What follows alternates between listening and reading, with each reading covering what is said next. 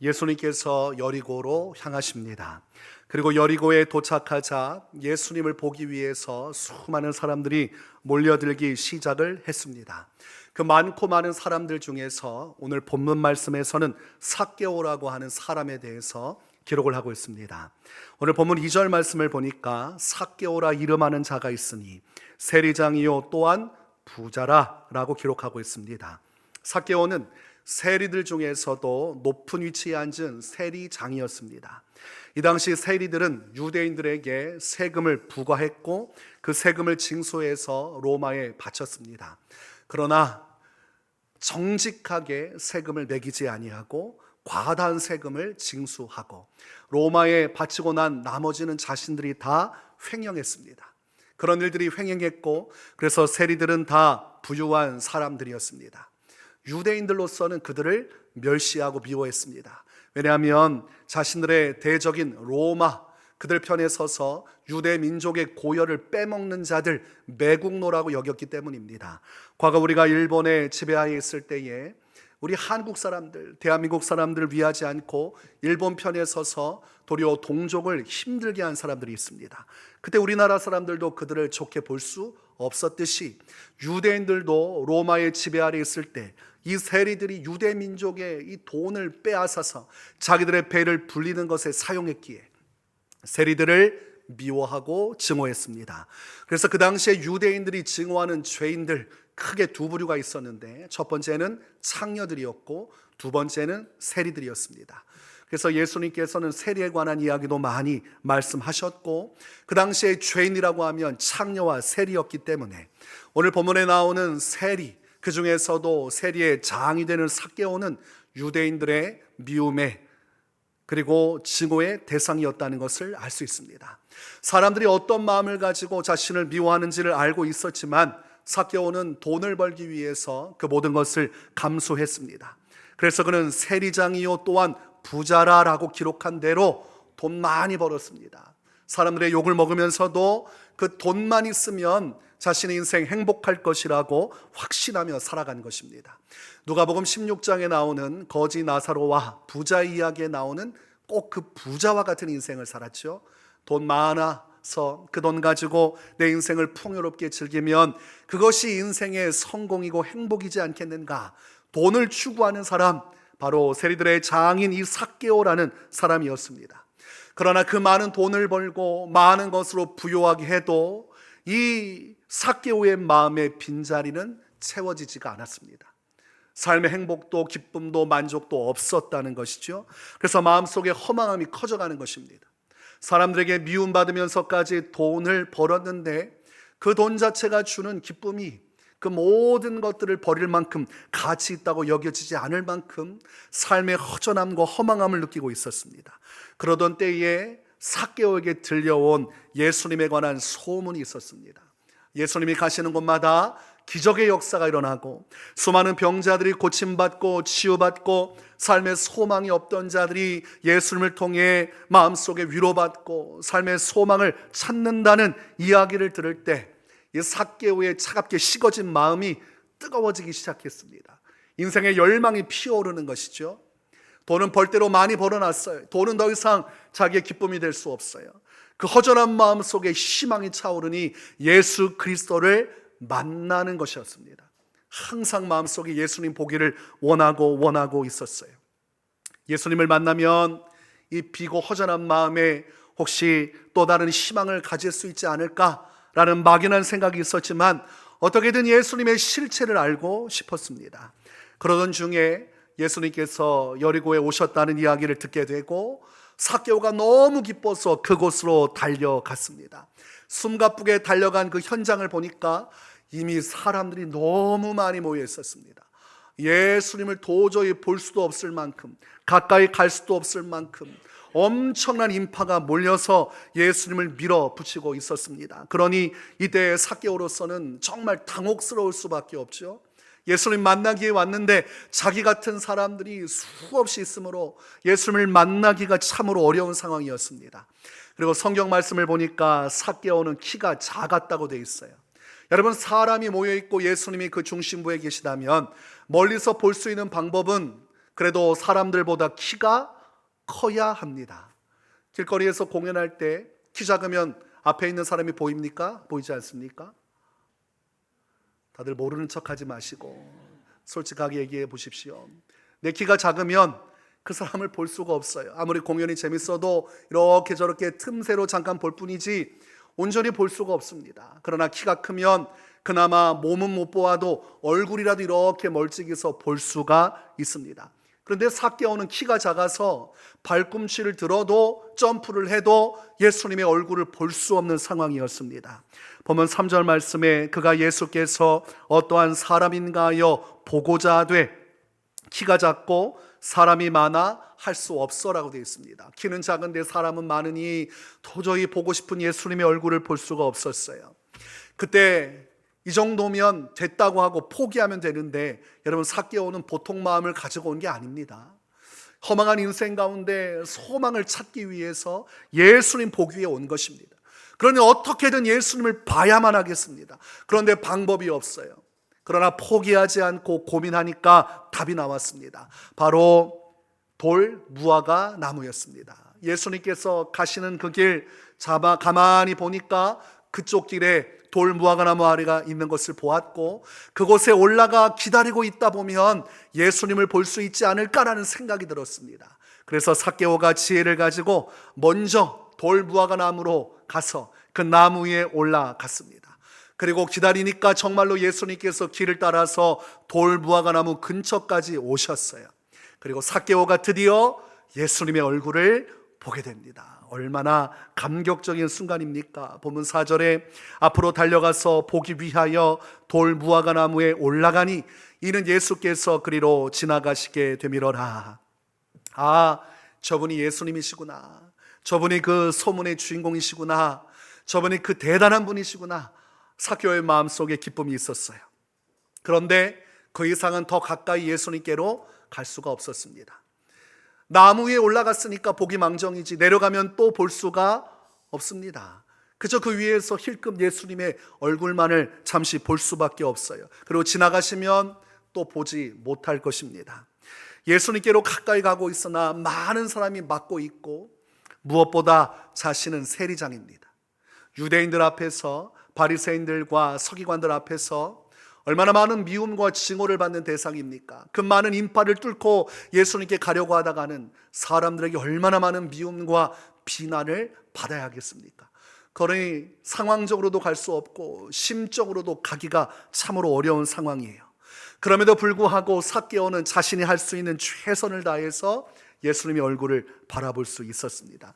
물끄러미 예수님만 바라보고 어찌할 수 없는 상황 속에서 그렇게 아쉬워하는 그때에 성경 말씀을 보니까 예수님께서 그 많은 사람들 가운데서 고개를 들어서 삭개오를 바라보셨다고 기록을 합니다. 삭개오가 얼마나 놀랐겠습니까? 예수님을 자신이 바라보고 있는데 예수님께서 고개를 돌리셔서 자신을 응시하시고 그대로 눈과 눈이 마주하게 되었습니다. 그리고 예수님께서 눈을 마주친 다음에 그에게 말씀하십니다. 삭개오야, 속히 내려오라. 내가 오늘 내 집에 유하여야 하겠다. 예수님을 바라본 순간 넋이 나갈 정도로 큰 감동과 충격에 휩싸였는데 예수님께서 하신 그 말씀은 더욱더 놀라운 것이었습니다. 삭개오 자신의 집에 예수님께서 찾아오시고 함께 있겠다고 말씀하시는 것입니다.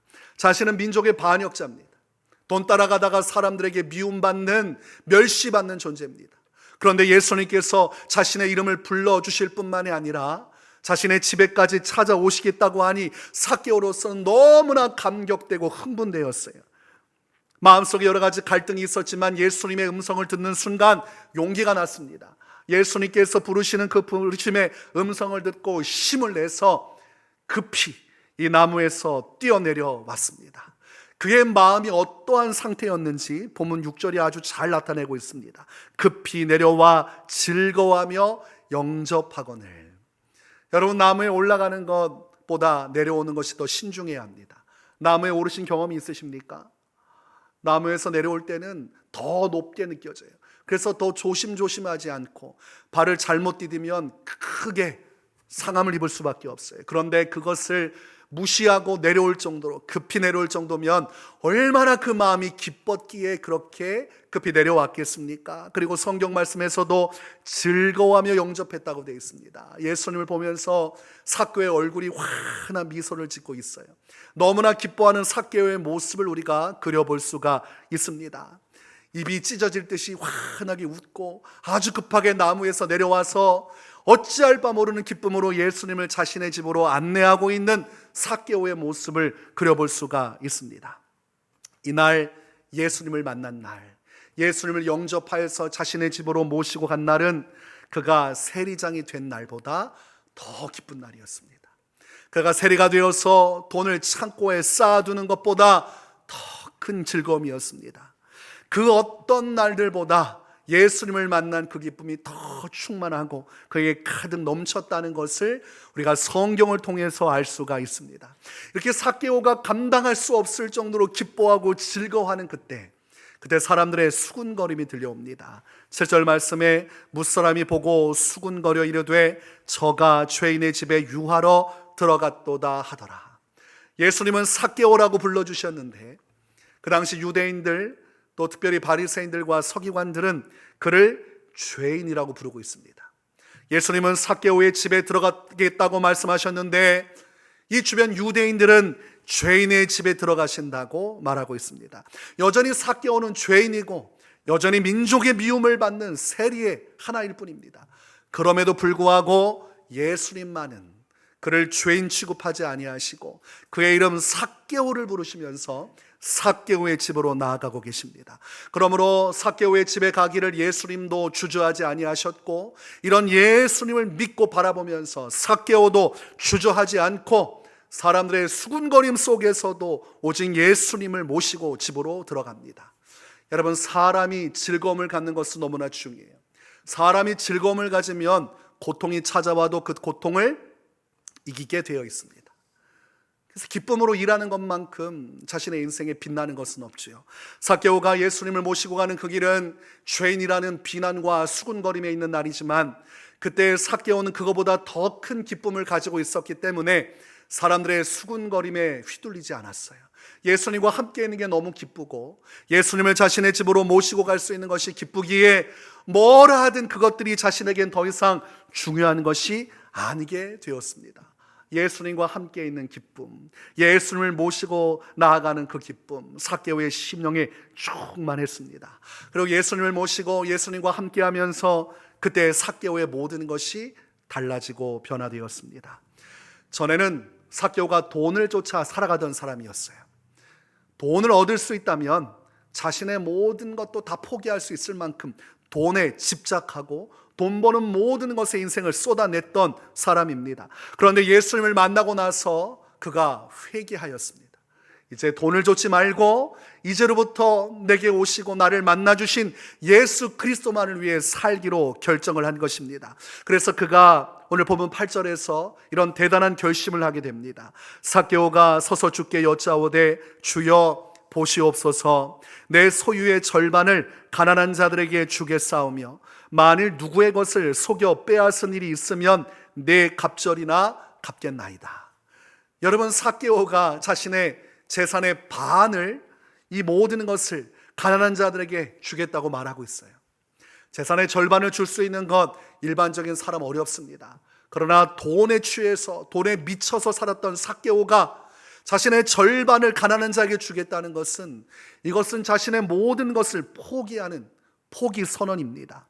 그리고 무엇보다도 무엇이라 말합니까? 제가 혹시라도 누구의 것을 속여 빼앗은 일이 있다면 내 갑절이나 갚겠습니다. 다른 사람을 돈으로 가슴 아프게 하고 상처 주고 아픔을 준 죄악된 일이 있다면 예수님, 제가 다시 반성해서 4배나 물어주도록 하겠습니다. 여러분, 이런 식으로 소유의 절반을 가난한 자들에게 주고 남은 절반을 빼앗은 것의 4배로 갚는다면 도대체 삭개오에게 남는 재물이 얼마나 되겠습니까? 자신의 모든 것을 다 버린다 할지라도 이 삭개오는 이 일을 후회하지 않습니다. 왜냐하면 예수님을 만난 기쁨이 더 크기 때문입니다. 예수 그리스도를 만나서 얻게 된 자신의 인생의 참된 기쁨을 맛보고 나니 돈 따위는 더 이상 중요한 것이 아니었습니다. 삭개오의 삶의 보화는 돈이었지만 그는 진정한 인생의 보화가 누구인지를 비로소 깨닫게 된 것이죠. 예수님을 만나게 됨으로써 가치 판단이 달라졌어요. 돈이 아니라 예수님 자체가 보석이고, 이 예수님과 함께 할 수 있다면 그 모든 돈을 버린다 해도 아깝지 않을 만큼 예수님이 얼마나 소중한 분이신지를 깨닫고 믿게 된 것입니다. 예수님께서는 천국을 설명하시면서 천국은 밭에 감추인 보화와 같다고 말씀하셨어요. 마태복음 13장 44절의 말씀을 보면 천국은 마치 밭에 감추인 보화와 같으니 사람이 이를 발견한 후 숨겨두고 기뻐하며 돌아가서 자기의 소유를 다 팔아 그 밭을 사느니라고 되어 있습니다. 이 천국은 가려져 있는 것 같지만 실제로 그 가치가 어마어마하다는 것이죠. 그래서 밭에 감추인 보화를 본 사람은 어떻게든 그 보화를 얻기 위해서 재산을 다 버리더라도 그 밭을 사게 되어 있다는 것입니다. 예수 그리스도는 삭개오에게 있어서 밭에 감추인 보화와 같았고, 그는 이 보화를 발견한 것입니다. 예수님이 누구신지를 깨닫고 진리를 발견하고 나니까 자신의 돈 전체를 다 팔아서라도 예수님 한 분만을 얻을 수 있다면 그것이 더 가치가 있다고 확신을 하게 된 것입니다. 숨겨져 있는 보석 예수 그리스도를 위한 이제 새로운 삶을 결단하고 나아가는 삭개오의 모습을 보게 됩니다. 이것은 인간적으로 여러분 해석하면 안 됩니다. 삭개오가 그날따라 기분이 참 좋았나 보다, 감정적으로 흥분해서 실언을 하고 있는가 보다, 나중에 이렇게 말하고 나서 삭개오가 후회하지 않을까라고 생각하면 안 됩니다. 지금 삭개오의 심령 안에는 영적 차원의 일들이 벌어지고 있고, 이것은 성령으로 인하여 이루어지는 영적 차원의 변화였습니다. 삭개오의 말이 바뀐 것이 아니라 중요한 핵심은 삭개오의 심령이 지금 변화되었다는 사실입니다. 심령을 변화시키는 이는 바로 성령이셨습니다. 예수님께서는 니고데모를 향해서 요한복음 3장 7절과 8절에 말씀하십니다. 내가 내게 거듭나야 하겠다는 말을 놀랍게 여기지 말라. 바람이 임의로 불매 내가 그 소리는 들어도 어디서 와서 어디로 가는지 알지 못하나니 성령으로 난 사람도 다 그러하니라. 사람이 거듭나야 하나님 나라 천국을 유업으로 받을 수 있다고 말씀하셨어요. 사람이 거듭나는 것은 바람과 같은 성령의 역사에 의한 것이고, 성령으로 다시 태어난 자만이 천국을 상속받을 수 있다고 말씀하신 것입니다. 그러므로 지금 삭개오는 예수님을 만났고 예수님을 믿었고 그 안에 성령의 역사하심으로 말미암아 바람과 같은 성령의 감화와 감동을 통해 그는 예수 그리스도만을 위한 온전한 심령으로 새롭게 변화되어졌습니다. 거듭남의 놀라운 신비의 역사가 이 삭개오라는 세리장의 심령을 변화시켜 주셨어요. 심령이 변화되었기에 그의 삶의 가치가 바뀌고 그의 인생의 목적지가 바뀐 것입니다. 예수님께서는 이렇게 예수님을 믿고 심령이 거듭난 삭개오를 향해서 오늘 본문 9절에서 이렇게 선언해 주십니다. 예수께서 이르시되 오늘 구원이 이 집에 이르렀으니 이 사람도 아브라함의 자손이미로다.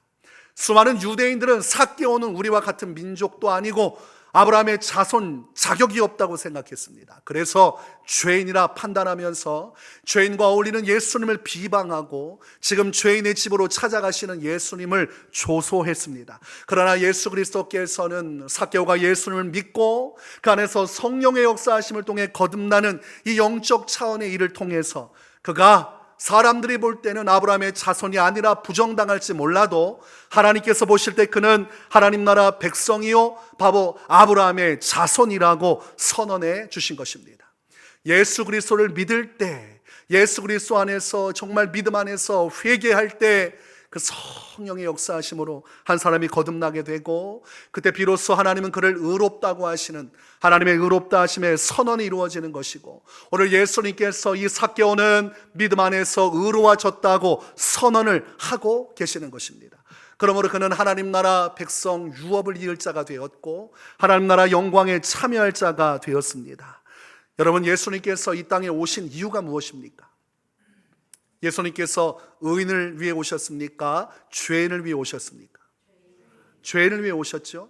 의인을 위해 오셨다면 우리는 아무런 소망이 없습니다. 성경 말씀은 모든 사람이 죄를 범하였음에 하나님의 영광에 이르지 못하더니라고 선언을 했기 때문에 모든 사람은 태어나면서부터 아담과 하와의 죄 가운데서 원죄 아래 매여 있기 때문에 죄 아래 팔려서 사망에 매여 있는 자들입니다. 그러므로 의인의 기준으로 구원을 논한다면 누구도 구원받을 수 없어요. 바리새인들은 자신들이 의인이라고 착각했지만 그들은 더한 죄인이었습니다.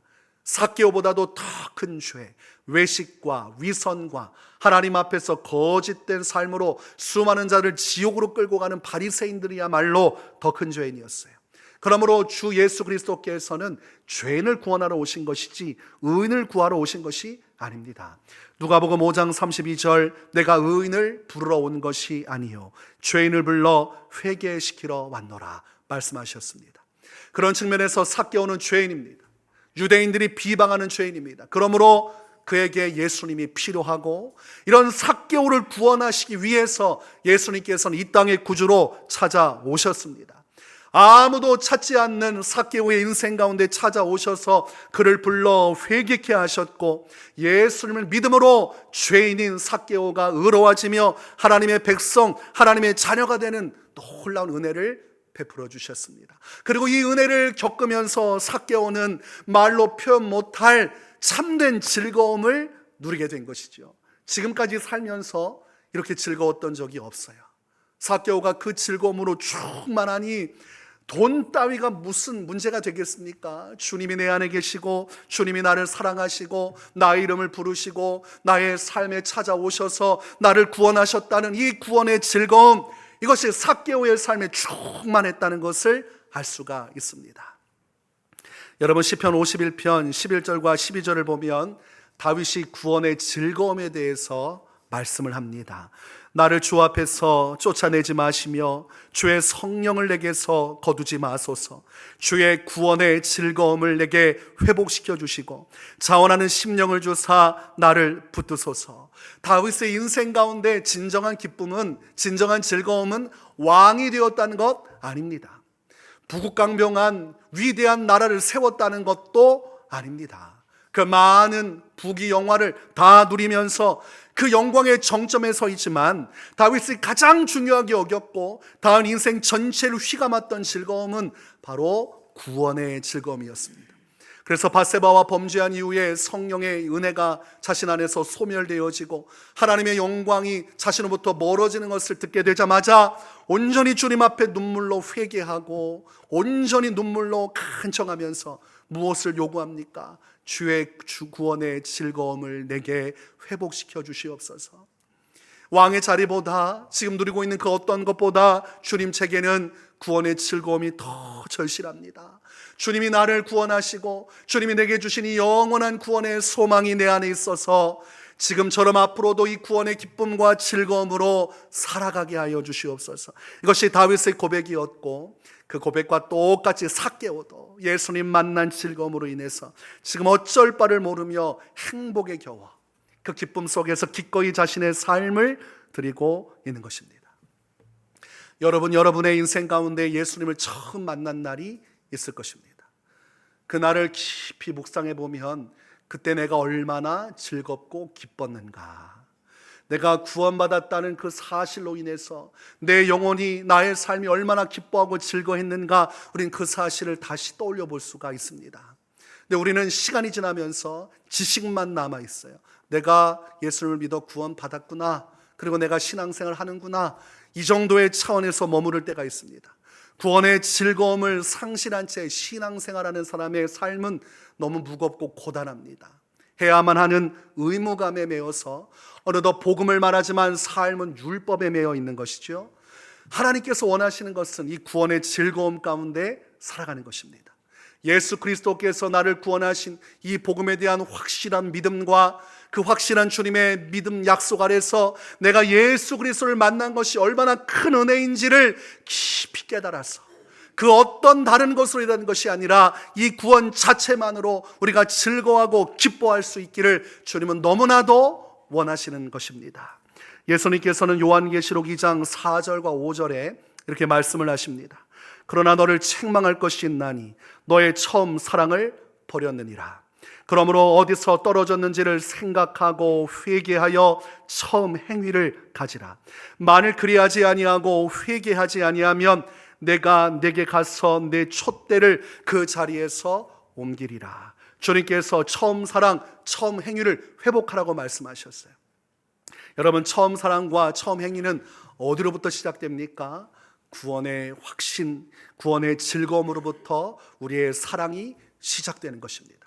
주께서 죄 많은 나를 구원하셨다는 주의 복음에 대한 확고한 믿음과 그 믿음 속에 주어지는 그 감동과 감격과 즐거움 안에서 우리가 주를 사랑하는 길로 나아가고 그 사랑 속에서 우리의 모든 삶이 변화되어지는 일들이 일어나는 것이죠. 그러므로 이 요한계시록 2장 4절과 5절의 말씀은 구원의 즐거움을 상실한 채 살아가는 그리스도인에게 하시는 말씀이고, 구원의 즐거움이 사라지고 사랑이 식어져 버린, 그리고 행위가 말라버린 그리스도인을 향한 예수님의 음성이라는 것입니다. 그러므로 우리는 본질로 들어가야 되고 복음 앞에 서서 나 자신을 비추어 보아야 됩니다. 우리가 죄인이었다는 사실, 죄인 우리가 예수 그리스도를 통해서 구속받고 구원받았다는 사실, 오늘 본문에서 기록하고 있는 삭개오가 과거의 삭개오로 끝나는 것이 아니라 오늘날 나라는 사실을 깨달아야 됩니다. 여러분, 삭개오와 같이 이 세상에서 방황하던 자들이 우리입니다. 정말 세상 죄악 때문에 멸망당하고 하나님의 심판대 아래 있던 이방인 중에 한 사람이 우리였습니다. 그런데 그 많은 사람 중에 삭개오를 보시고 찾으시고 그에게 나아가신 예수님께서 그 많은 사람 중에 우리의 이름을 부르시고 우리의 인생 가운데 찾아와 유하여 주셨으니, 삭개오가 특별한 은혜를 받은 것처럼 우리도 또한 특별한 은혜를 받은 사람입니다. 우리는 자꾸 교회 생활하다 보면 착각을 해요. 믿는 사람들을 보게 되면 뭐 다 같이 구원을 받으니까 이 구원이 흔한 것처럼 이야기합니다. 그러나 구원은 우리 안에서 비교되는 것이 아니죠. 전 세계 모든 민족과 족속 가운데서, 그리고 수많은 시대, 수많은 사람들, 해 아래 새 것이 없다고 하신 해가 뜨고 지는 수많은 인생의 반복 속에서 주님이 나를 지명하여 부르셨다는 그 특별한 은혜를 기억할 때 우리 안에 구원의 감격과 즐거움이 다시 회복되어지는 것입니다. 여러분은 여러분 자신을 어떤 존재로 여기며 살아갑니까? 여러분은 주님 앞에서 어떠한 존재입니까? 이사야 43장 1절에 야곱아, 너를 창조하신 여호와께서 지금 말씀하시느니라. 이스라엘아, 너를 지으신 이가 말씀하시느니라. 너는 두려워하지 말라. 내가 너를 구속하였고 내가 너를 지명하여 불렀나니 너는 내 것이라. 또한 로마서 8장 28절, 우리가 알거니와 하나님을 사랑하는 자 곧 그의 뜻대로 부르심을 입은 자들에게는 모든 것이 합력하여 선을 이루느니라고 말씀하고 있습니다. 우리가 이 시대의 야곱이고 이스라엘 아닙니까? 하나님께서 우리를 어떻게 하셨어요? 구속하셨고 지명하여 불러주셨습니다. 예수님의 십자가 보혈로 우리의 모든 죄를 속죄하시고 우리를 자녀 삼아주시사 그 많은 사람 중에 우리를 불러 하나님의 영광에 참여하게 하셨다는 것이죠. 로마서 말씀대로 그의 뜻대로 부르심을 입은 우리 안에는 모든 것이 하나님 안에서 선하게 이루어지니 우리는 하나님께 사랑을 받는 자라고 성경은 분명히 증거하고 있는 것입니다. 삭개오가 왜 기뻤을까요? 예수님의 사랑을 받았다는 사실을 알고 있기 때문이죠. 자신을 사랑하시는 예수님을 만났어요. 그래서 자신도 예수님을 사랑하게 된 것이죠. 우리 주님이 우리를 사랑하셨어요. 먼저 사랑하셨습니다. 많은 인생 가운데 우리를 지명하여 우리를 부르시고 우리의 인생 가운데 찾아오셨습니다. 그러므로 우리도 또한 주님을 사랑하는 것이 마땅한 것입니다. 여러분은 여러분의 인생 가운데 이 구원받았음에 대해서 지식적으로 머무르지 말고 영적 차원의 큰 확신과 믿음 안에서 이 즐거움을 가지고 살아가시기를 바랍니다. 나는 특별한 은혜를 입은 자요, 나는 주께서 택하시고 부르신 자요, 삭개오와 같이 주께서 내 인생에 찾아와 나를 사랑하여 주셨으니 내가 이 놀라운 구원의 은혜와 감격, 즐거움으로 살아가리라. 여러분이 구원의 확신 속에서 즐거움이 임하면 그 속에서 사랑의 역사가 시작되는 것입니다. 그래서 누가 하라고 해서 신앙생활 하는 것이 아니라 모든 것들이 기쁨이에요. 주님이 나를 사랑하시고 나와 함께 계시고 내가 주 예수 그리스도를 만난 날로부터 지금까지 이 구원의 영광 가운데 참여케 하신 그 구원의 즐거움, 그 속에서 주님을 사랑하고 그 안에서 주님께 우리의 삶을 기꺼이 기쁨으로 드리는 복된 인생 되시기를 주님의 이름으로 축원합니다.